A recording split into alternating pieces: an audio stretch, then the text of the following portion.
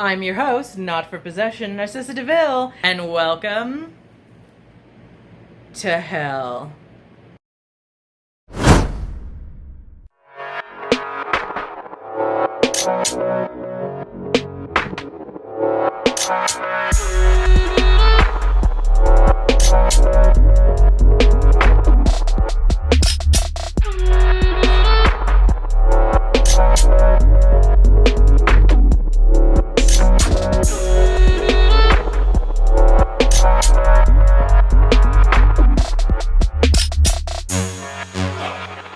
Oh my god, you guys, so I just have to give you a little update on last week's video because obviously, I think you can tell, not much has changed. I'm still using my phone as my camera, so like, yeah, my mug is beat, but like, clearly, Satan didn't answer my calls, still have my soul, ugh.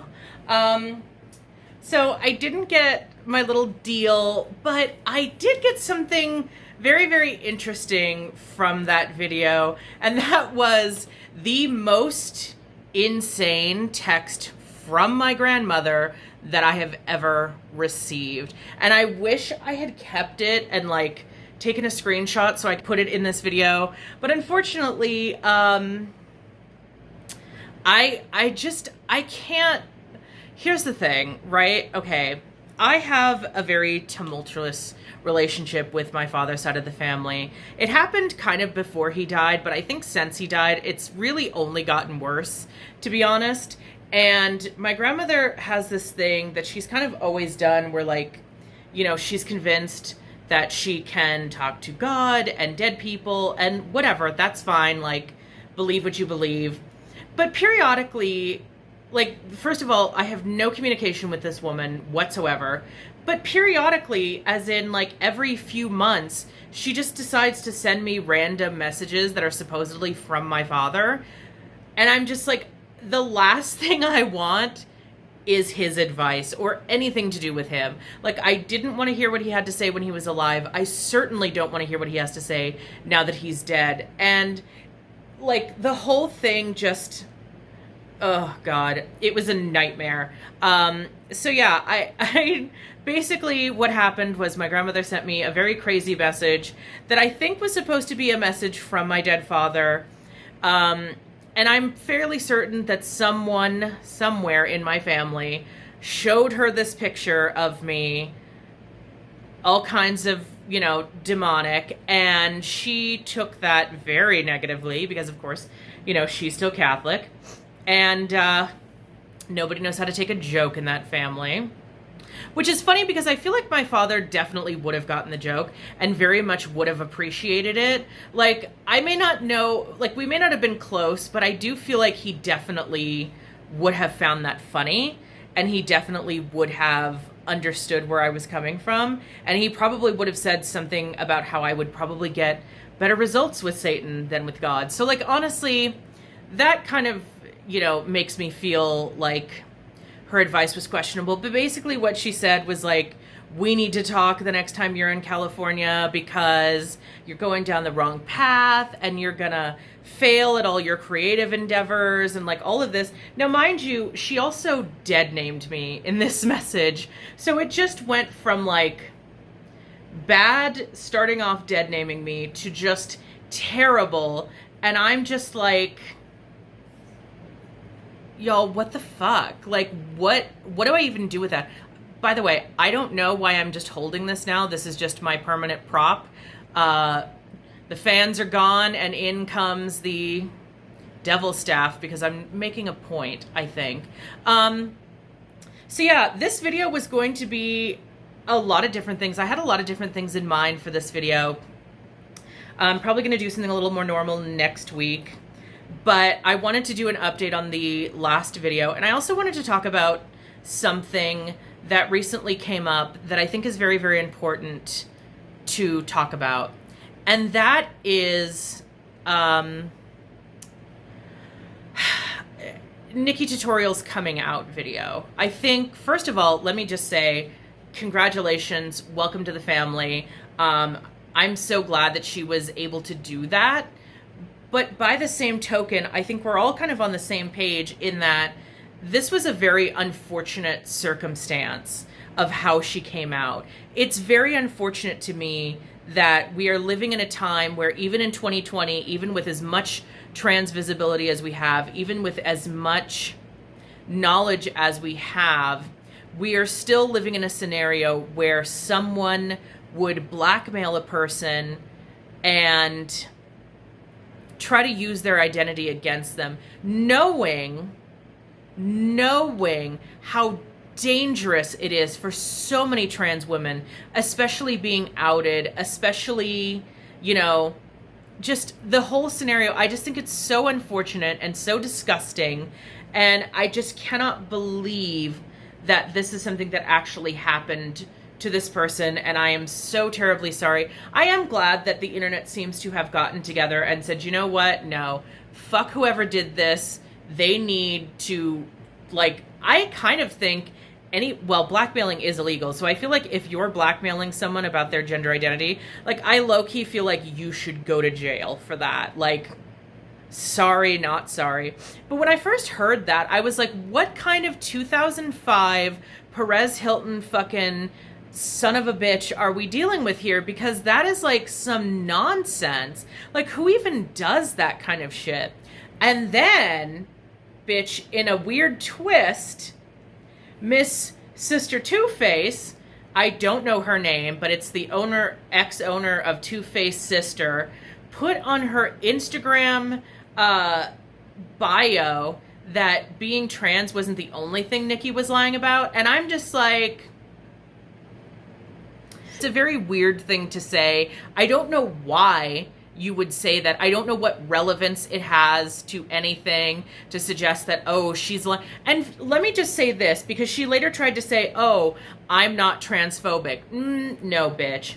When you suggest that a trans person not outing themselves to you or to the world is somehow them lying, that is transphobia. Let me be 100% clear on that. Nobody owes you an explanation about their gender identity. Nobody owes you an explanation about who they are. Nikkie didn't owe any of us this. I'm glad that she was able to do this for herself, and I'm glad that she was able to kind of retake back this narrative. But honestly, it was none of our business. I know she said she had wanted to make this video for a while and that she kind of wanted to do it on her own terms, and she wished that she had been able to do it on her own terms. And I get that. But honestly, we were not owed this video. As much as I think, you know, she feels like she wanted to share this part of herself.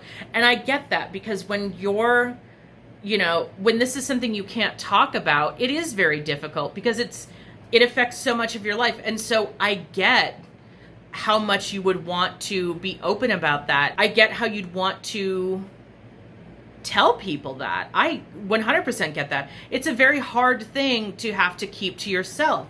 It's a very difficult thing to feel like you can't, you know, be 100% yourself. And so much of YouTube is built on like this, like, authenticity and this idea that you're 100% always being yourself every second of the day and revealing like all of yourself. And I don't think that's necessarily realistic.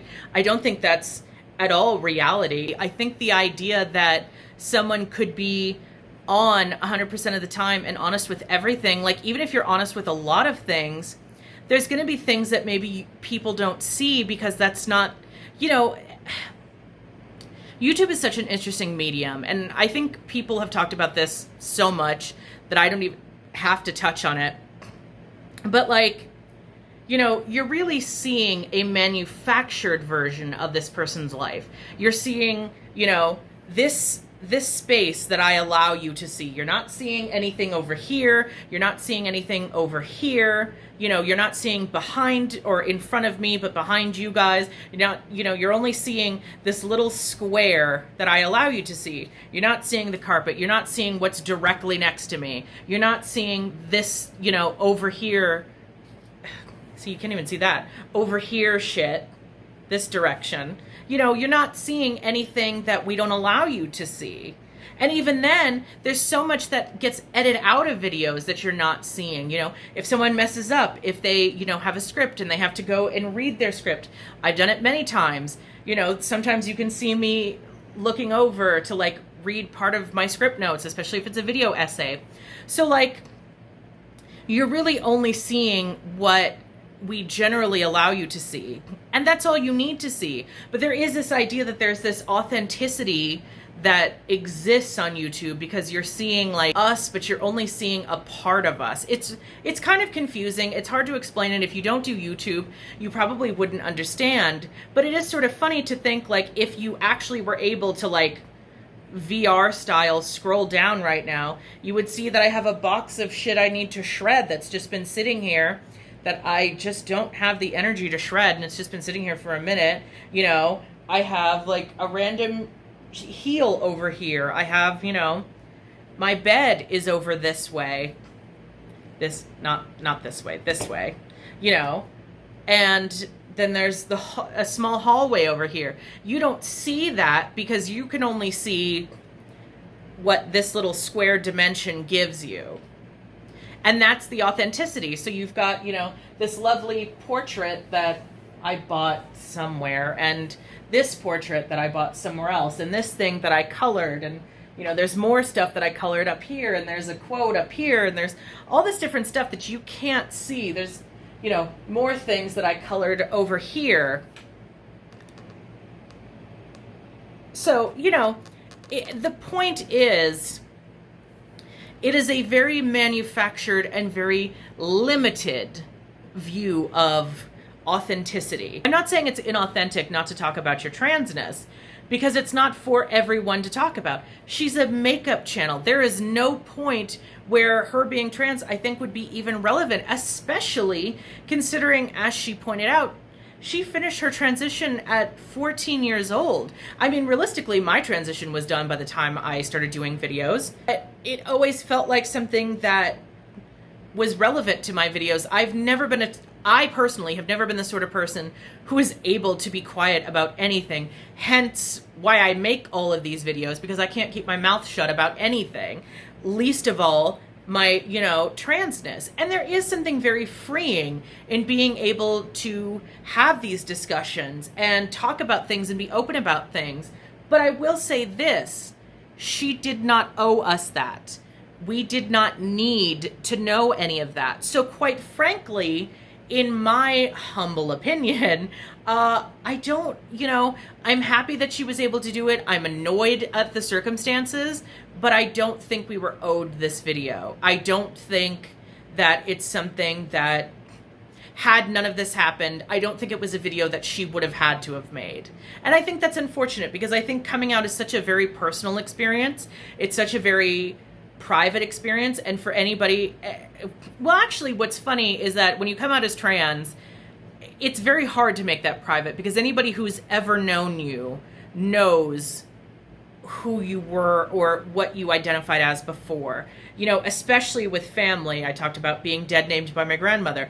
I am constantly, I don't get dead named in person. I don't get misgendered. I don't get called my dead name by anyone else. It's always family.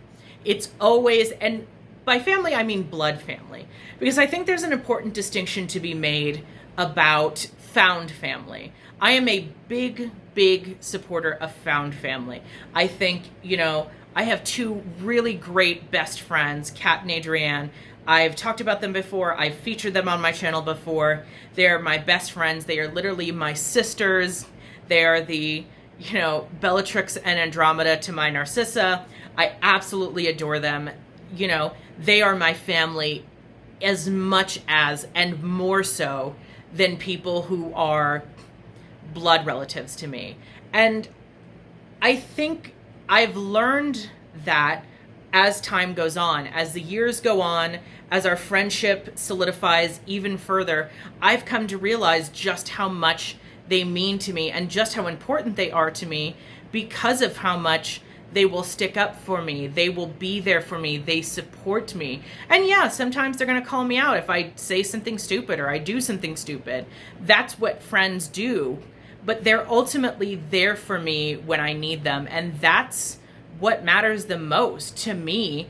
That is what, at the end of the day, means everything. The people who are there for you the most and who are there for you when it counts.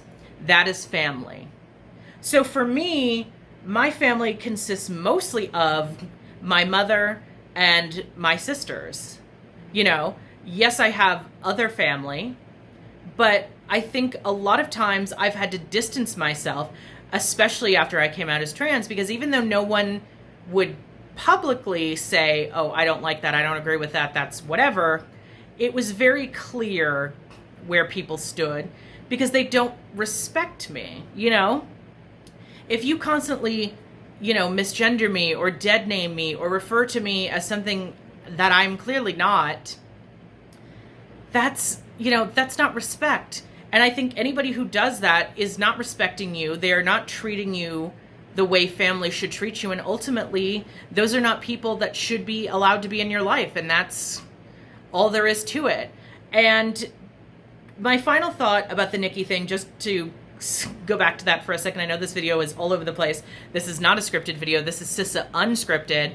My final thought about that, though, I just want to say this. The only thing I disagreed with her on, and I think this is kind of